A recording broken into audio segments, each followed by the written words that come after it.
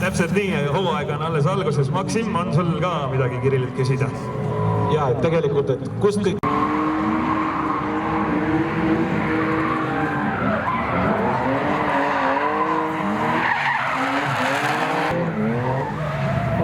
Jaa, no nii, läks see tagumine kurv. Sellist laia joont sulkin. Vaja proovib kuidagi sealt lõigata lähemale rääkima. Sa oled kuidagi lätlaste poolt ära ostetud, mul on siuke tunne. Ma väga tunnetan, et Läti on lähedal.